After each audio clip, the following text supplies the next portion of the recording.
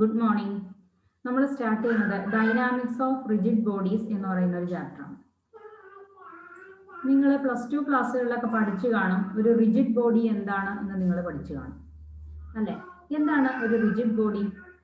ഒരു rigid body എന്ന് പറഞ്ഞാൽ ആ പേര് കൊണ്ട് നമുക്ക് മനസ്സിലാകുന്നത് പോലെ തന്നെ ആ ബോഡി റിജിഡ് ആണ്.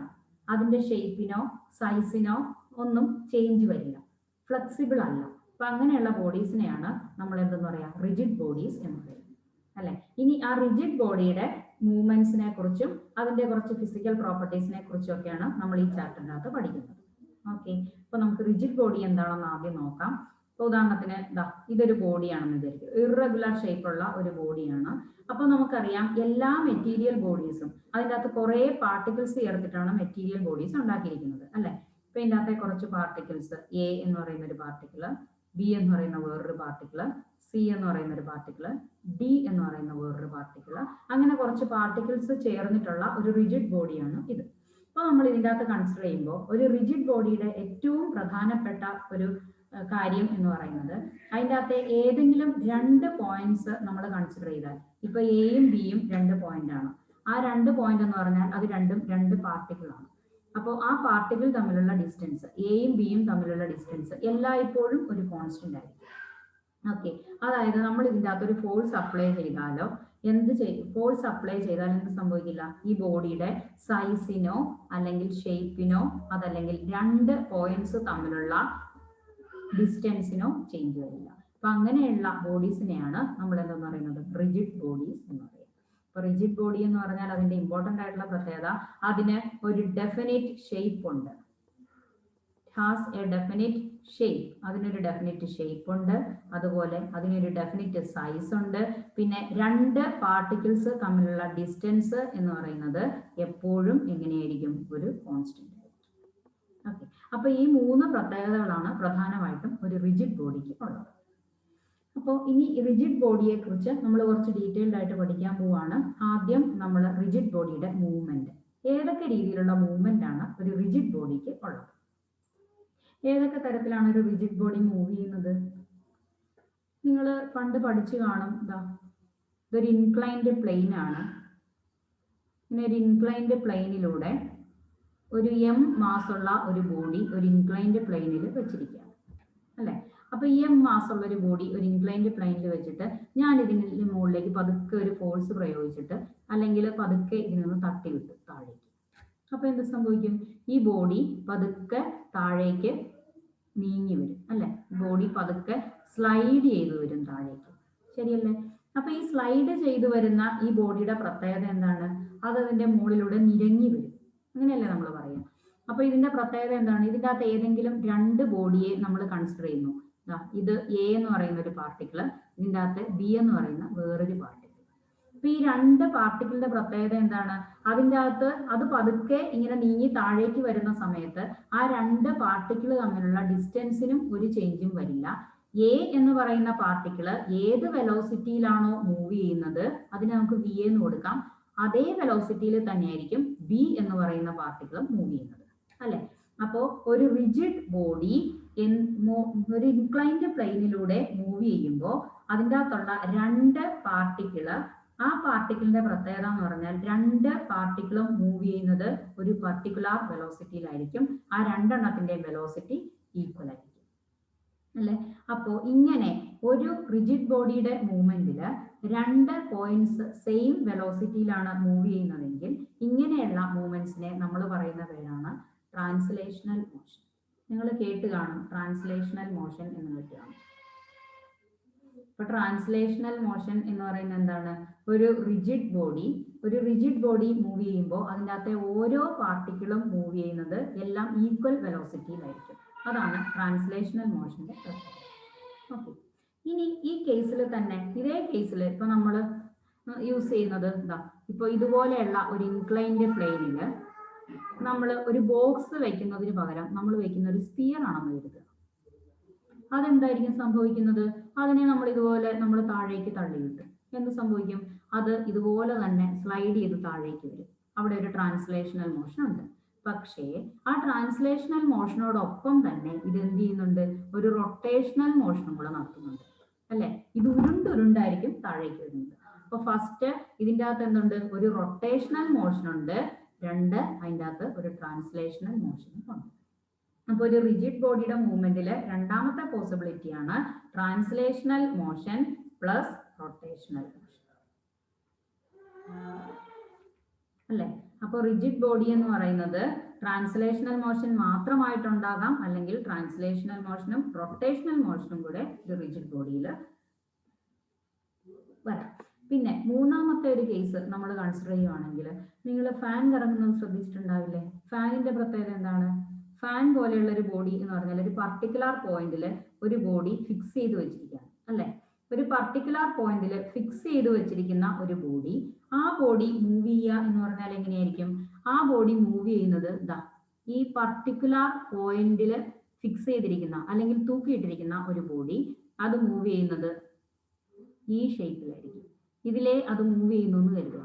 അതിൻ്റെ അകത്തെ ഓരോ പാർട്ടിക്കിളും മൂവ് ചെയ്യുന്നത് എങ്ങനെയായിരിക്കും? സർക്കുലർ ഷേപ്പിലായിരിക്കും മൂവ് ചെയ്യുക അല്ലെ? അപ്പൊ ഒരു പർട്ടിക്കുലർ പോയിന്റിൽ ഫിക്സ് ചെയ്ത് വെച്ചിരിക്കുന്ന ഒരു ബോഡി അത് മൂവ് ചെയ്യുന്നത്, അതിന് റൊട്ടേഷണൽ മോഷൻ ഉണ്ടാവും, പക്ഷെ അവിടെ എന്തില്ല? ട്രാൻസ്ലേഷണൽ മോഷൻ ഇല്ല.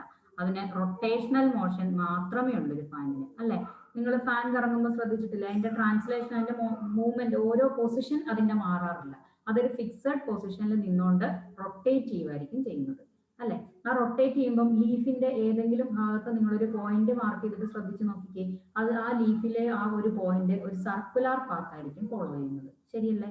അപ്പോൾ ഒരു പർട്ടിക്കുലർ പോയിന്റിൽ ഫിക്സ് ചെയ്ത് വെച്ചിട്ട് ഒരു ബോഡിയെ നമ്മൾ മൂവ് ചെയ്യിക്കുകയാണെങ്കിൽ ആ റൊട്ടേഷണൽ മോഷനിലുള്ള ഒരു ബോഡിയിലെ ഓരോ പോയിന്റും ഫോളോ ചെയ്യുന്നത് സർക്കുലർ പാത്ത് ആയിരിക്കും. അപ്പോൾ മൂന്നാമത്തെ പോസിബിലിറ്റി എന്ന് പറയുന്നത് അതിന്റെ റൊട്ടേഷണൽ മോഷൻ മാത്രം. ഇപ്പൊ മൂന്ന് കേസ് ഏതൊക്കെയാണ്? ഒന്ന് പ്യുവർ ട്രാൻസ്ലേഷണൽ മോഷൻ, അതിൻ്റെ അകത്ത് ട്രാൻസ്ലേഷണൽ മോഷൻ മാത്രമേ ഉള്ളൂ. രണ്ടാമത്തത് translational motion plus rotational motion. മൂന്നാമത്തത് rotational motion, pure rotational motion. അപ്പൊ ഇങ്ങനെ മൂന്ന് കേസാണ് നമ്മൾ പഠിച്ചത്. ഓക്കെ, ഇനി ഇതുപോലെ ഈ റൊട്ടേഷണൽ മോഷൻ നടത്തുന്ന ഒരു ബോഡി ആണെങ്കിൽ അതിന്റെ ഒരു പോയിന്റ് ഫിക്സഡ് ആയിരിക്കണം. പിന്നെ വേറെ എങ്ങനെയായിരിക്കണം? അതിൻ്റെ അകത്ത് ഒരു പർട്ടിക്കുലർ ആക്സിസ്, അതിന്റെ ഒരു റൊട്ടേഷണൽ ആക്സിസ് ഉണ്ട്. ആ ആക്സിസിനെ ബേസ് ചെയ്തുകൊണ്ടായിരിക്കും ഈ ബോഡി മൂവ് ചെയ്യുന്നത്. ഉദാഹരണത്തിന് നമ്മളുടെ ഡോറില്ലേ, റൂമിന്റെ ഡോറ്, അത് മൂവ് ചെയ്യുന്നത് നിങ്ങൾ കണ്ടിട്ടുണ്ടോ? ഡോർ എങ്ങനെയാ മൂവ് ചെയ്യുന്നത്? ശരിക്ക് ആ ഒരു വിജാഗിരി ആ ഒരു ആക്സിസിലൂടെ നിന്നിട്ട് ഡോറ് ഇങ്ങനെ റൊട്ടേറ്റ് ചെയ്യുന്നത് പോലെയാണ് മൂവ് ചെയ്യുന്നത് അല്ലെ? അപ്പൊ അതിന്റെ ആക്സിസ് ഓഫ് റൊട്ടേഷൻ, അതിന്റെ മൂവ്മെന്റ്, സർക്കുലർ റൊട്ടേഷൻ. ഇത്രയും കാര്യങ്ങൾ ക്ലിയർ ആയല്ലോ? ഇതൊക്കെയാണ് ഒരു റിജിഡ് ബോഡിക്ക് പോസിബിൾ ആയിട്ടുള്ള മൂവ്മെന്റ്സ്. ഇനി ഇങ്ങനെ മൂവ് ചെയ്യുന്ന കേസിൽ റിജിഡ് ബോഡിക്ക് ലീനിയർ മൂവ്മെന്റിന്റെ സമയത്ത് ഒരു ബോഡിക്ക് ഉണ്ടാകുന്ന ചില പ്രോപ്പർട്ടീസ്, ചില നല്ല ഒട്ടുമിക്ക പ്രോപ്പർട്ടീസും റൊട്ടേഷണൽ മൂവ്മെന്റിലും പോസിബിൾ ആണ്. അപ്പൊ നമ്മൾ അതിനെ കുറിച്ചാണ് ഇനി അടുത്തതായിട്ടൊന്ന് നോക്കുന്നത്. ഫസ്റ്റ് നമുക്കറിയാം, ഒരു ബോഡി എ എന്ന് പറയുന്ന ഒരു പൊസിഷനിൽ ഇരിക്കുന്ന ഒരു ബോഡി, ആ ബോഡി മൂവ് ചെയ്യാണ്. വി എന്ന് പറയുന്ന വെലോസിറ്റിയിൽ ആ ബോഡി മൂവ് ചെയ്തു. കുറച്ച് സമയം, ടി സെക്കൻഡ് നേരത്തെ മൂവ്മെന്റിന് ശേഷം അത് എവിടെ എത്തി? ബി എന്ന് പറയുന്ന ഒരു പോയിന്റിൽ എത്തി എന്ന് കരുതുക. അപ്പൊ ഈ ബോഡി മൂവ് ചെയ്യുന്ന സമയത്ത് അതിന്റെ വെലോസിറ്റിയാണ് വി, ഈ ബോഡിയുടെ മാസ് ആണ് എം. അത് മൂവ് ചെയ്യാൻ എടുത്ത ടൈം, എയിൽ നിന്ന് ബിയിലേക്ക് മൂവ് ചെയ്യാൻ എടുത്ത ടൈം ആണ് ടി.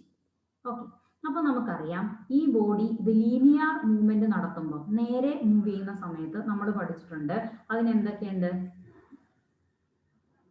അതിനെന്തൊക്കെ കേസ് ഉണ്ട്? അതിനൊരു ഡിസ്പ്ലേസ്മെന്റ് ഉണ്ട്. ആ മൂവ്മെന്റിന്റെ ഒരു പ്രത്യേകതയാണ് ഡിസ്പ്ലേസ്മെന്റ്. എന്താണ് ഡിസ്പ്ലേസ്മെന്റ്? ബി മൈനസ് എ അല്ലെ? അത് ട്രാവൽ ചെയ്ത ഷോർട്ടസ്റ്റ് ഡിസ്റ്റൻസ് എന്ന് പറഞ്ഞാൽ ബി മൈനസ് എ, അതാണ് അതിന്റെ ഡിസ്പ്ലേസ്മെന്റ്. അത് നമുക്കറിയാം. പിന്നെ നമുക്ക് അതിന്റെ വെലോസിറ്റി അറിയാം. വെലോസിറ്റി എന്താണ്? Rate of change of displacement, that is ds/dt. Okay, അതുപോലെ ഈ ബോഡിക്ക് ആക്സിലറേഷൻ പോസിബിൾ ആണ്. ആക്സിലറേഷൻ എന്ന് പറയുന്നത് എന്താണ്? That is rate of change of velocity. Okay, അപ്പോൾ ഡിസ്പ്ലേസ്മെന്റ്, വെലോസിറ്റി ആൻഡ് ആക്സിലറേഷൻ. അതുപോലെ തന്നെ റൊട്ടേഷണൽ മോഷനിൽ ഇരിക്കുന്ന ഒരു ബോഡിക്കും ഡിസ്പ്ലേസ്മെന്റ്, വെലോസിറ്റി ആൻഡ് ആക്സിലറേഷൻ എന്ന് പറയുന്ന മൂന്ന് ഫിസിക്കൽ ക്വാണ്ടിറ്റീസും പോസിബിൾ ആണ്. അതെങ്ങനെയാണെന്ന് നമുക്ക് നോക്കാം. ഇപ്പൊ നോക്കിക്കോ, ഒരു ബോഡി, ഇപ്പൊ നമ്മൾ റൊട്ടേഷണൽ മോഷനിലുള്ള ഒരു ബോഡി കൺസിഡർ ചെയ്യാണ്. എക്സ് ആക്സിസ് നമുക്കറിയാം, വൈ ആക്സിസ്, ഇത് z ആക്സിസ്, ഇത് അതിൻ്റെ ഒറിജിൻ അല്ലേ. അപ്പോൾ ഒരു ബോഡി എ എന്ന് പറയുന്ന പോയിന്റിലിരിക്കുന്ന ഒരു ബോഡി, ആ എ എന്ന് പറയുന്ന പോയിന്റിലേക്ക് ഉള്ള ഡിസ്റ്റൻസ് ആണ് ആർ എന്ന് വിചാരിക്കും. അപ്പോൾ ആർ ഡിസ്റ്റൻസിൽ ഒറിജിനിൽ നിന്ന് ആർ ഡിസ്റ്റൻസ് അകലെ എ എന്ന് പറയുന്ന ഒരു പോയിന്റ് ആണ് കൺസിഡർ ചെയ്തിരിക്കുന്നത്. ശരിക്ക് ആ ബോഡി എന്ത് ചെയ്യും? ആ ബോഡി ഇതാ ഇതിനിങ്ങനെ മൂവ് ചെയ്യാണ്, റൊട്ടേഷണൽ മോഷൻ നടത്തുകയാണ്. ഒരു ബോഡി റൊട്ടേഷണൽ മോഷൻ നടത്തുമ്പോൾ തീർച്ചയായിട്ടും അതിൻ്റെ അകത്തെ ഒരു പോയിന്റ് എന്ന് പറയുന്നത് സർക്കുലർ ഷേപ്പിലാണ് മൂവ് ചെയ്യുന്നത്. ആ സർക്കുലർ ഷേപ്പ്, ആ ഒരു എ എന്ന് പറയുന്ന പോയിന്റ് ആണ് നമ്മൾ കൺസിഡർ ചെയ്യുന്നത്. ഓക്കെ, ഇനി ഇത് കുറച്ച് സമയത്തേക്ക് മൂവ് ചെയ്തു. ഒരു ടി സമയത്തിന് ശേഷം ഈ പാർട്ടിക്കിളിന്റെ പൊസിഷൻ എന്തായിരിക്കും? എ മൂവ് ചെയ്ത് മൂവ് ചെയ്ത് മൂവ് ചെയ്ത് മൂവ് ചെയ്തതാ ഈ ഒരു പോയിന്റിലെത്തി. ആ പോയിന്റ് ആണ് എ ഡാഷ് എന്ന് വിചാരിക്കുക. ഓക്കെ, അപ്പോൾ ഒരു പർട്ടിക്കുലർ ടി സമയത്തിന് ശേഷം എ മൂവ് ചെയ്ത് എ ഡാഷ് എന്ന് പറയുന്ന ഒരു പോയിന്റിലെത്തി. ഓക്കെ, അപ്പോൾ ഈ എ ഡാഷ് എന്ന് പറയുന്നതാണ് നമ്മൾ സാധാരണഗതിയിൽ പറയുന്ന ലീനിയർ ഡിസ്പ്ലേസ്മെന്റ് അല്ലെ. ബോഡി എയിൽ നിന്ന് മൂവ് ചെയ്ത് എ ഡാഷിലേക്ക് എത്തി, അത് ലീനിയർ ഡിസ്പ്ലേസ്മെന്റ് എന്ന് പറയും. ഇനി ഈ ബോഡിയുടെ ആംഗുലാർ ഡിസ്പ്ലേസ്മെന്റ് എന്താണ് എന്നാണ് നമ്മൾ ചെക്ക് ചെയ്യാൻ പോകുന്നത്. ഓക്കെ, അപ്പൊ ഈ ഓരോ ക്വാണ്ടിറ്റിയും ഡിസ്പ്ലേസ്മെന്റ്, വെലോസിറ്റി, ആക്സിലറേഷൻ, ഈ മൂന്ന് കേസും നമ്മൾ ആംഗുലാർ ക്വാണ്ടിറ്റീസിലേക്ക് കൺവേർട്ട് ചെയ്യാൻ പോവാണ്. അപ്പോൾ ഒരു റൊട്ടേഷണൽ മോഷൻ നടത്തുന്ന ബോഡിക്ക് ഉണ്ടാകുന്ന ഡിസ്പ്ലേസ്മെന്റ് ആണ് ആംഗുലാർ ഡിസ്പ്ലേസ്മെന്റ്. അപ്പൊ ഇതിൻ്റെ അകത്ത് നമ്മൾ എ ഡാഷ് എന്ന് പറയുന്ന ഡിസ്റ്റൻസ്, അതാണ് നമ്മളുടെ ലീനിയർ ഡിസ്പ്ലേസ്മെന്റ്. അതിനെ നമ്മൾ എസ് കൊണ്ട് റെപ്രസെന്റ് ചെയ്യും. ഓക്കെ, അതേസമയം നോക്കിയേ, ഈ ബോഡി എയിൽ നിന്ന് എ ഡാഷിലേക്ക് മൂവ് ചെയ്യുമ്പോൾ ഒരു തീറ്റ ആംഗിൾ, ഇവിടെ ഒരു തീറ്റ ആംഗിൾ, ഇതിനൊരു മൂവ്മെന്റ് ഉണ്ട് അല്ലെ. ബോഡി എയിൽ നിന്ന് ഒ എ എന്ന് പറയുന്ന പോയിന്റിൽ നിന്ന് ഒ എ ഡാഷ് എന്ന് പറയുന്ന പോയിന്റിലേക്ക് മൂവ് ചെയ്യുന്നത് തീറ്റ ആംഗിൾ ഷിഫ്റ്റ് ഉണ്ട്. ഈ തീറ്റ ആംഗിൾ ഷിഫ്റ്റ്, ഇതിനെയാണ് നമ്മൾ എന്തെന്ന് പറയുന്നത്? Angular displacement. Angular displacement. അപ്പൊ ആംഗുലാർ ഡിസ്പ്ലേസ്മെന്റ് എന്ന് പറഞ്ഞാൽ എന്താണെന്ന് മനസ്സിലായോ? ഒരു ബോഡി റൊട്ടേഷണൽ മോഷൻ നടത്തുമ്പോൾ അത് ഒരു പോയിന്റിൽ നിന്ന് മറ്റൊരു പോയിന്റിലേക്ക് മൂവ് ചെയ്യുന്നു. ആ മൂവ്മെന്റിന്റെ വെക്ടറിന്റെ ഇടയ്ക്ക് ഉണ്ടാക്കുന്ന ആംഗിൾ ആണ് ആംഗുലാർ ഡിസ്പ്ലേസ്മെന്റ് തീറ്റ. ഓക്കെ, അപ്പൊ ഈ തീറ്റ എന്ന് പറയുന്ന ആംഗുലാർ ഡിസ്പ്ലേസ്മെന്റിനെ നമുക്ക് ലീനിയർ ക്വാണ്ടിറ്റിയുടെ ടേംസിലേക്ക് കൺവേർട്ട് ചെയ്യാം. എങ്ങനെയായിരിക്കും? നമുക്കറിയാം angle equal to arc length divided by radius എന്ന് പറയുന്ന ഒരു ഇക്വേഷൻ നമുക്കറിയാം അല്ലെ. Arc length divided by radius, ഇത് നമുക്കറിയാവുന്ന ഒരു ഇക്വേഷൻ ആണ്. അപ്പൊ ഇവിടെ നമ്മൾ ആംഗിൾ എന്ന് പറയുന്ന theta, that is angular displacement, which is equal to arc length. Arc length എന്ന് പറയുന്നത് ഏതാണ്? A dash divided by radius. Radius എന്ന് പറയുന്നത് എന്താണ്? O to A, അതായത് ആർ. അപ്പോൾ എ ഡാഷ് എന്ന് പറയുന്നത് നമ്മൾ നേരത്തെ എഴുതി, linear displacement S divided by R. Then what is S? S is equal to R theta. Then linear displacement is equal to R into angular displacement. അതാണ് linear ഡിസ്പ്ലേസ്മെന്റും angular ഡിസ്പ്ലേസ്മെന്റും തമ്മിലുള്ള relation. Okay, അപ്പോൾ ഇവിടെ S എന്ന് പറയുന്നത് linear quantity ആണ്, തീറ്റ എന്ന് പറയുന്നത് angular quantity ആണ്. ഓക്കെ, അപ്പോൾ ഇതിൻ്റെ അകത്ത് ഈ തീറ്റ എന്ന് പറയുന്ന ആംഗുലാർ ഡിസ്പ്ലേസ്മെന്റിന്റെ യൂണിറ്റ് റേഡിയൻ ആണ്. അത് നമുക്കറിയാം. അതിന്റെ SI യൂണിറ്റ് റേഡിയൻ കേട്ട് കാണുമായിരിക്കും അല്ലേ. ഇനി അടുത്തത് ഇതിന്റെ വെലോസിറ്റി. ആംഗുലാർ ഡിസ്പ്ലേസ്മെന്റിലുള്ള ഒരു ബോഡി അല്ലെങ്കിൽ റൊട്ടേഷണൽ മോഷനിലുള്ള ഒരു ബോഡിക്ക് എന്തുണ്ട്? വെലോസിറ്റിയും കൂടെ നമുക്ക് കണ്ടുപിടിക്കാം. What is velocity? വെലോസിറ്റി എന്ന് പറയുമ്പോൾ നമുക്കറിയാം, ലീനിയർ വെലോസിറ്റിയുടെ കേസിൽ velocity is equal to rate of change of displacement അല്ലെ. Then what is angular velocity? നമുക്ക് ആംഗുലാർ വെലോസിറ്റി എന്ന് പറഞ്ഞാൽ ആംഗുലാർ വെലോസിറ്റി ഈക്വൽ ടു, അതും rate of change of velocity displacement തന്നെയാണ്, but here it is angular displacement. അപ്പൊ angular ഡിസ്പ്ലേസ്മെന്റിന്റെ rate of ചേഞ്ചിനെയാണ് നമ്മൾ ആംഗുലാർ വെലോസിറ്റി എന്ന് പറയാം. അപ്പൊ ആംഗുലാർ വെലോസിറ്റി റെപ്രസെന്റ് ചെയ്യാൻ നമ്മൾ യൂസ് ചെയ്യുന്ന ലെറ്റർ ഒമേഗയാണ്. Then omega equal to D theta divided by dt. അതാണ് ആംഗുലാർ വെലോസിറ്റിയുടെ എക്സ്പ്രഷൻ. ആംഗുലാർ വെലോസിറ്റിയുടെ യൂണിറ്റ് അപ്പം എന്ത് വരും? തീറ്റ എന്ന് പറയുന്നത് റേഡിയൻ ആണ്, ഡിവൈഡഡ് ബൈ ടൈമിൻ്റെത് സെക്കൻഡ് ആണ്. അപ്പൊ ആംഗുലാർ ഡിസ്പ്ലേസ്മെന്റിന്റെ യൂണിറ്റ്, ആംഗുലാർ വെലോസിറ്റിയുടെ യൂണിറ്റ് റേഡിയൻസ് പെർ സെക്കൻഡ് ആണ്. Omega equal to D theta by dt. That is rate of change of angular displacement is called angular velocity. Okay, then നമുക്ക് ഇതിനെ linear വെലോസിറ്റിയുടെ ടേംസിലേക്ക് convert ചെയ്യാം. നമുക്കറിയാം linear velocity V is equal to ds by dt അല്ലെ, rate of change of linear displacement. What is ds here? ds in terms of angular velocity, angular displacement എന്ന് പറയുമ്പോൾ s ന് പകരം നമുക്ക് എന്ത് സബ്സ്റ്റിറ്റ്യൂട്ട് ചെയ്യാം? r theta. then it is d by d theta of r theta. r ഒരു constant value ആണ്, radius അല്ലേ, അപ്പൊ നമുക്ക് അതിനെ പുറത്തേക്ക് ഇടാം. then r into d theta divided by dt, that is equal to r into what is d theta by dt? d theta by dt equal to omega. Therefore linear velocity v is equal to r into omega. That is the relation connecting linear velocity and angular velocity. That is v is equal to r omega. Okay, അപ്പോൾ linear velocity angular വെലോസിറ്റിയും തമ്മിൽ നമ്മൾ connect ചെയ്തു. ഇനി അതുപോലെ തന്നെ നമുക്കുള്ള മൂന്നാമത്തെ ഒരു ക്വാണ്ടിറ്റിയാണ് ഏത്? ആംഗുലാർ ആക്സിലറേഷൻ അല്ലേ. അടുത്തത് ആംഗുലാർ ആക്സിലറേഷൻ ആണ്. ഈ ആംഗുലാർ ആക്സിലറേഷനെ നമ്മൾ റെപ്രസെന്റ് ചെയ്യുന്ന ലെറ്റർ ആൽഫയാണ് കേട്ടോ. ആംഗുലാർ ആക്സിലറേഷനെ ഡിനോട്ട് ചെയ്യാൻ നമ്മൾ യൂസ് ചെയ്യുന്ന ലെറ്റർ ആൽഫയാണ്.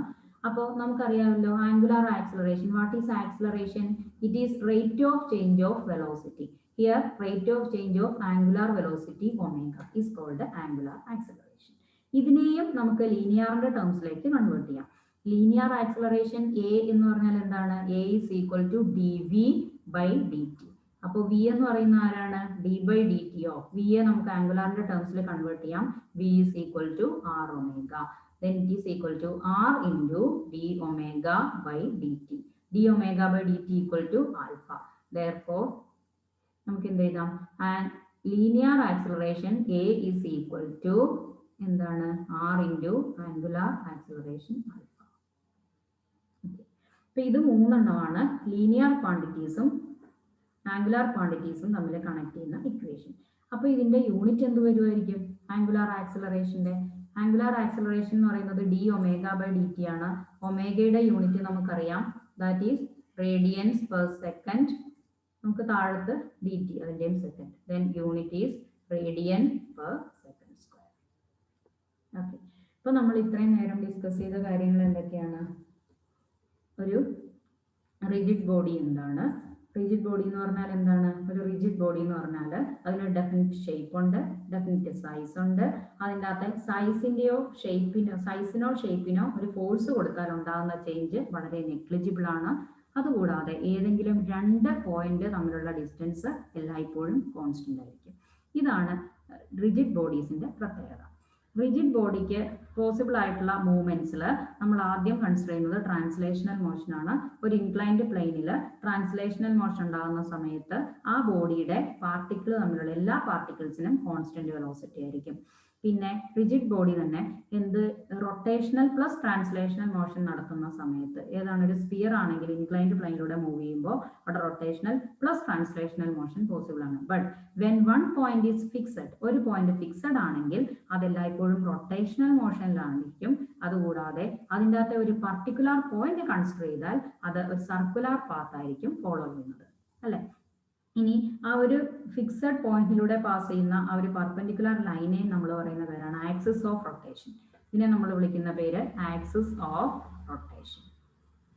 അപ്പോൾ ആക്സിസ് ഓഫ് റൊട്ടേഷൻ നമുക്കറിയാം. In case of a door axis of rotation നമുക്ക് ക്ലിയർ ആയിട്ട് മനസ്സിലാവുന്നതാണ് അല്ലേ. ഓക്കെ, ഇനി അടുത്തത് നമ്മളിവിടെ പഠിക്കുന്നത് ആംഗുലാർ ഡിസ്പ്ലേസ്മെന്റ് എന്താണ്, ആംഗുലാർ വെലോസിറ്റി എന്താണ്, ആംഗുലാർ ആക്സിലറേഷൻ എന്താണ്. അപ്പോൾ ആംഗുലാർ ഡിസ്പ്ലേസ്മെന്റ് എന്ന് പറയുന്നത് തീറ്റ, അതിനെ നമ്മൾ ലീനിയർ ക്വാണ്ടിറ്റീസിലേക്ക് കൺവേർട്ട് ചെയ്തു. That is S is equal to R theta. അതുപോലെ തന്നെ ആംഗുലാർ വെലോസിറ്റി എന്ന് പറയുന്നത് ഒമേഗ. ആ ഒമേഗയെ നമ്മൾ എന്ത് ചെയ്തു? ലീനിയർ ക്വാണ്ടിറ്റീസിലേക്ക് കൺവേർട്ട് ചെയ്തു. V is equal to r omega. അതുപോലെ തന്നെ angular acceleration a is equal to r alpha. അപ്പോൾ ഇത്രയും കാര്യങ്ങളാണ് നമ്മൾ ഇന്ന് ഡിസ്കസ് ചെയ്യുന്നത്. ഇനി അടുത്ത ദിവസം നമുക്ക് ഇതിന്റെ ആംഗുലാർ മൊമെന്റം അതിന്റെ ഡീറ്റെയിൽസ് ഒക്കെ പഠിക്കാം.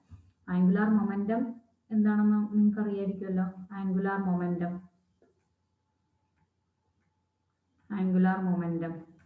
ഓക്കെ, ഈ ആംഗുലാർ മൊമെന്റവും അതിന് ലീനിയർ മൊമെന്റവും ആയിട്ടുള്ള റിലേഷൻ നമുക്ക് അടുത്ത ക്ലാസ്സിൽ പഠിക്കാം.